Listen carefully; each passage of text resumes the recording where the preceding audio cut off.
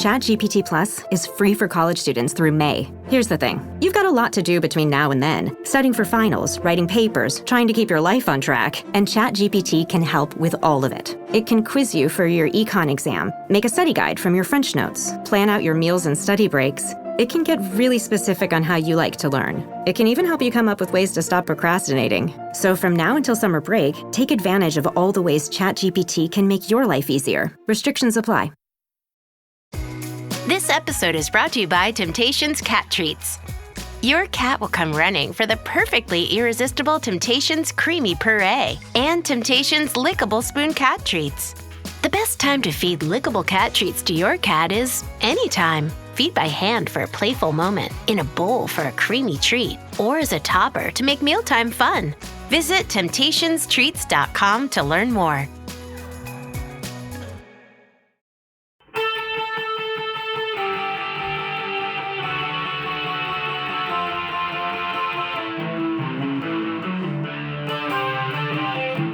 This is the Daily Blast from the New Republic, produced and presented by the DSR Network. I'm your host, Greg Sargent.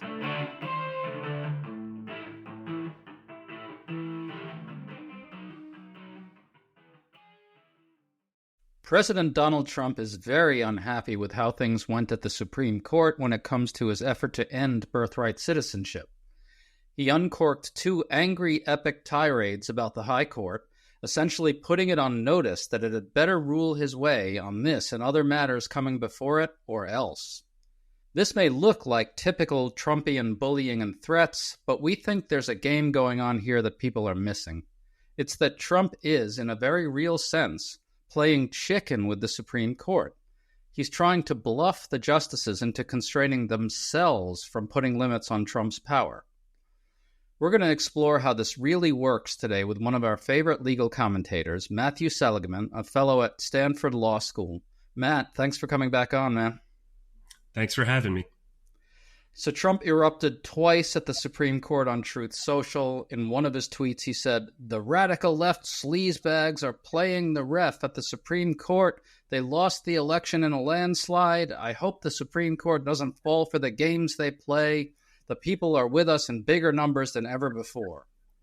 Matt, it's a complete lie that Trump won in a landslide. It was one of the most narrow victories in memory in an environment that took down incumbent parties all over the world. But the key thing there is that he's putting the Supreme Court on notice that the people are with him, so the court had better not stop him. What's he trying to do with that? What he's trying to do is to invoke this false idea of a popular mandate. He did win, but as you note, it was a very narrow victory. And he's trying to invoke that idea of a massive popular mandate to intimidate the Supreme Court into ruling in his favor. And this is part of a long history of Trump's attitude towards the courts. Even going back to his first term, he attacked the courts on a regular basis in a way that was far outside the bounds of what presidents normally do. And it prompted the Chief Justice to release a really unprecedented statement saying that there were no Trump judges, there were no Obama judges, there are just judges. And that was really an extraordinary moment for the judiciary that almost never steps outside of judicial opinions to defend itself against the political branches. And now Donald Trump is doing it again, and he's raising the temperature on this even higher. In fact, his second tweet was even more direct along these lines. He said, "The Supreme Court is being played by the radical left losers. The public hates them, and their only hope is the intimidation of the court itself."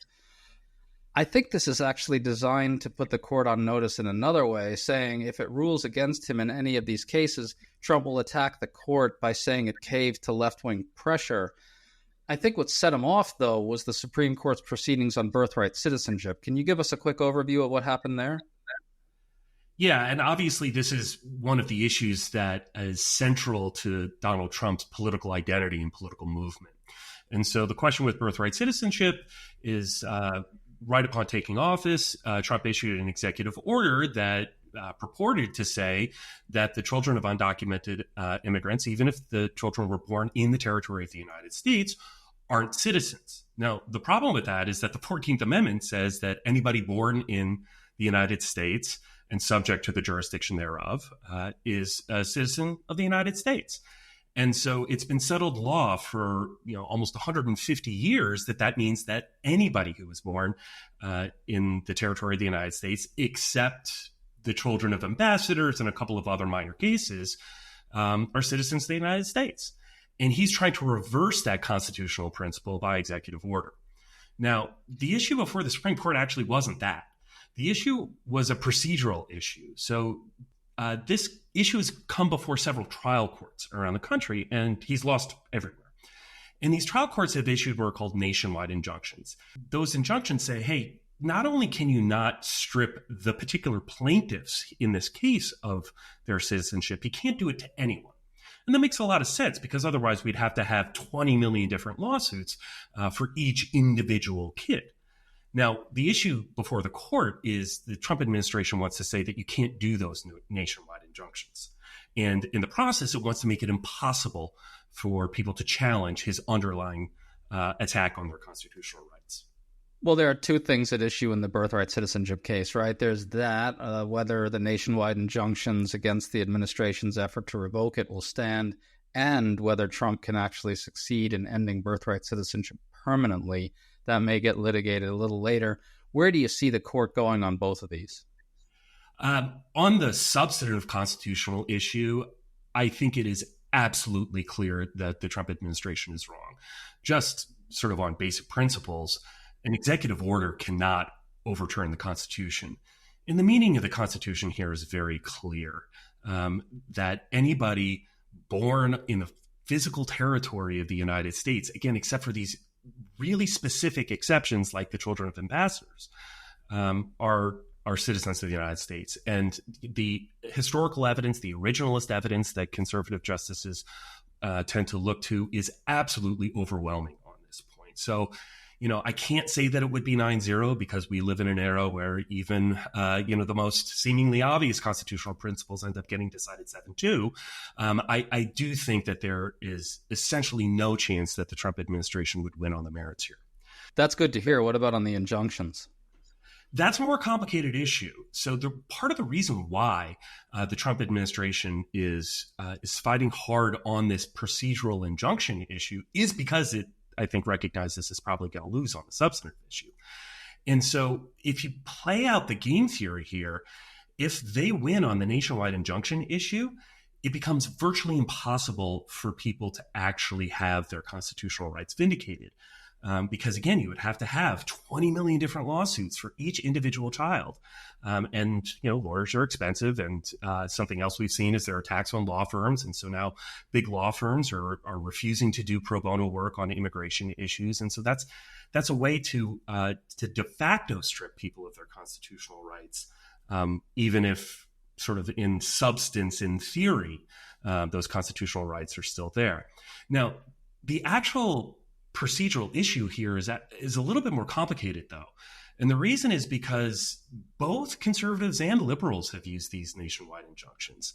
What we saw in the oral argument yesterday is that the justices are really frustrated with the frequency of the use of nationwide injunctions, but they do recognize that at least in certain types of circumstances, and I think even some of the conservative justices, like Justice Gorsuch, recognize that this is one of those circumstances where nationwide injunctions really have to be appropriate. Members are getting even more from the DSR network.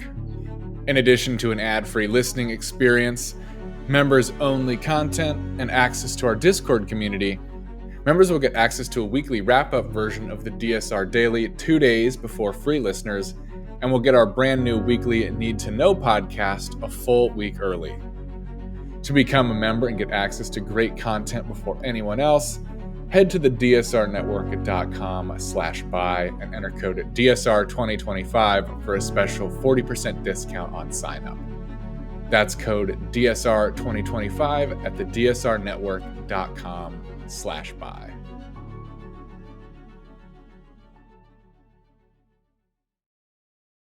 Matt, let me ask you this. So what happens if the court rules with Trump on the nationwide injunctions, essentially suspends the nationwide or reverses the nationwide injunctions on birthright citizenship, but then later rules against the administration on the substance. It seems like they're trying to buy some time to do some damage in that interim, revoking a whole bunch of citizenship rights from people in the hopes that maybe those people don't try to reclaim them. It's hard for me to really fathom what the game is, but can you explain it? Well, I think it's even worse than what you just said, because I think, what would happen in that case? So if the court rules that no, the nationwide injunctions, even in this situation, are not okay, then what we're left with is that there's a handful of plaintiffs who have sued in court.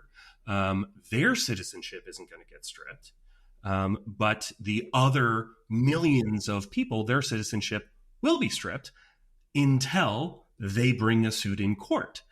And that means that there are going to have to be millions of lawsuits. And that means there are going to have to be millions of lawyers who are defending the constitutional rights of all of these American citizens who were born in the United States. And if the legal profession can't muster those resources, and even under the best of circumstances, that's just not possible, then you're going to have a situation where you're going to have American citizens deported to countries to which they have never been because they've lived in the United States their entire lives. They were born. And because they can't get legal help, and because the court orders don't extend to anyone other than the specific plaintiffs who have filed a lawsuit, then you would get a situation where potentially millions of American citizens would be deported to countries where they have never set foot. And that is the kind of humanitarian disaster and assault on the rule of law and the basic decency of the American constitutional system that it's really hard to imagine. Well, we should clarify that the people who would lose their citizenship are the ones who don't have a parent who's a legal permanent resident or a citizen. But Matt, let's say the court rules substantively at the end of the day against the administration. What happens to those millions of people? Do they still have to go to court to recoup that citizenship, or does it revert to them automatically? This is what I don't get. Well, that's the point, and that's why the administration is fighting this procedural issue so hard, because you can have a constitutional right, but unless a court issues an order that applies to you, then there's no enforceable constitutional right. And so you could have a situation where, somebody's getting deported. Now they can challenge their deportation, but you're going to have millions of deportation proceedings. And then without a lawyer, people are going to have to fight those deportation proceedings, and they may not be able to successfully fight those deportation proceedings, even though they're American citizens. And that's where the humanitarian catastrophe unfolds. In other words, the citizenship does not revert to them. Matt, I think it's worth digging deeper into what Trump is trying to do here. He's not just trying to bully the Supreme Court into ruling his way. I think the game is more subtle, if that's the right word for something Trump does. He and his people are deliberately creating this drumbeat around the idea that maybe, just maybe, Trump will defy a high court ruling soon enough. The intent is to maybe bluff the high court into thinking that if it rules against Trump, he might actually go through with defying them, take the plunge into the abyss, which would then render them powerless, right? The idea is to give the justices an incentive to take a kind of refuge in middle ground rulings that give Trump more wiggle room than he otherwise might have. Is that right? What do you think? I think that's exactly what he's doing. I think that he's issuing not so veiled threats that he will defy the Supreme Court. And it's not just him, it's people around him as well. So I don't think we can dismiss this as just sometimes Trump says crazy stuff about, Canada being the 51st state. You have J.D. Vance saying that, the Supreme Court isn't always the final word on the law. And he's a highly educated, credentialed lawyer. So I think that there's a real, if you can call it, intellectual surrounding support for Trump in his continuing and escalating push to potentially defy the Supreme Court. Now, we've already seen from the administration an unprecedented level of, if not outright defiance, just bad faith evasion of lower court orders. Now, it hasn't quite come to the point where the administration has said, we recognize that you, court, have ordered us to do something and that it's a lawful order, but we're just not going to do it. And so we haven't had that kind of confrontation yet. And it hasn't come from the Supreme Court yet either. But that's where this looks like it's going. And so if the Supreme Court ends up issuing an order that is crystal clear, and there's not enough wiggle room for Trump to sort of, and the administration, to evade it without outright explicitly defying it, then we're going to come to this real Rubicon moment, sort of the end of the many mini Rubicons, where the administration is going to have to make a choice. Do they want to say we are not bound by a crystal clear order of the Supreme Court? And that's the moment where the rule of law in America is really, really at stake. Right. And so what Trump and I think some of the others around him are trying to do is bluff the court into not issuing a crystal clear order. So in this scenario, the court maybe offers more vague rulings. So let's take, for example, the wrongfully deported Kilmar Abrego Garcia. Maybe the court rules in a way that splits the difference and says, okay, the administration did act unlawfully in removing him, but we can't really intrude on Trump's foreign policy negotiations with El Salvador, which could kind of let him get away with leaving Abrego Garcia there, right? What does it look like if the court does get bluffed into constraining itself, issuing these middle ground rulings to avoid that eventuality you're talking about? Well, I think the history of people who have tried to come to peace with Donald Trump shows pretty clearly that he's always going to come back for more. We see this in the way that, law firms who folded to his threats, universities who folded to his threats, politicians, there's just a long line of fallen political careers from people who try to make a deal with Donald Trump. And I think the exact same thing would happen here. If the Supreme Court tries to come to some kind of middle ground understanding, he's just going to push further. So I don't think that we're going to end up at a place where, that confrontation isn't going to happen. And the reason why that confrontation is one that Trump and some people around him think it can win is because the Supreme Court doesn't have an army. So the only way that its rulings and its orders have force is when the rest of the government voluntarily complies with it. And Trump is sort of threatening not to do that in exactly, as you said, in an attempt to get anticipatory obedience out of the Supreme Court. And that's a classic move from the authoritarian playbook where, authoritarians derive so much of their power by intimidating people, other aspects of government, the courts, the institutions of civil society into obeying in advance. And that's exactly what he's trying to do with the Supreme Court right now. This concept of anticipatory obedience on the part of the Supreme Court is really interesting. We should talk a little more about it. If I understand you correctly, you're basically saying that, okay, Trump is going to try to bluff, or is already trying to bluff the court into constraining itself with these fuzzy middle ground rulings. But even if they do that, it's not going to satisfy Donald Trump, and especially the people around him like Stephen Miller or the full-blown fascists who want a full confrontation. This is the thing, right? So the court, maybe if they were to give Trump this kind of wiggle room, the people around Trump who want a grandly decisive and final confrontation with the court will keep pushing him toward that.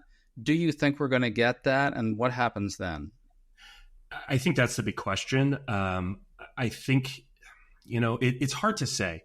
And the reason is because Donald Trump is an authoritarian bully, but he's also a coward. And we see this in other aspects of his quote unquote art of the deal negotiating style, where, just this week, he completely folded on tariffs with China. And the reason is because he has, he talks really big. And then when there are actual consequences, when someone actually stands up to him, he ends up folding. So there's some reason to believe that, well, this is just like the tariff situation. And so, yeah, he's gonna issue these really scary sounding, true social messages suggesting that he may defy the courts. But when push comes to shove, he's a coward. And so he'll back down. Now, there's also reason to fear that that's not going to happen. And the reason is because with tariffs, it sort of seems like he's the one, him and Peter Navarro is the one guy in the administration who really believes in tariffs along with him. And everybody else around him and all of the business community, all Republicans really, they don't believe in tariffs. And so there's really no support around him from within his own world to support that position. But with immigration and defying the courts, there is that robust support system pushing him to go even further than maybe his instincts would be. And the primary mover there is Stephen Miller, who is, I think, ruthless, intelligent, and I don't mean those as compliments.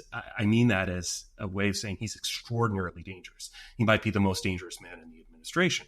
And so with Miller and so many other people around Trump pushing him towards that confrontation, pushing him not to back down in a confrontation to the courts, I think that we may be headed towards a much more dangerous outcome in this confrontation than in the trade context.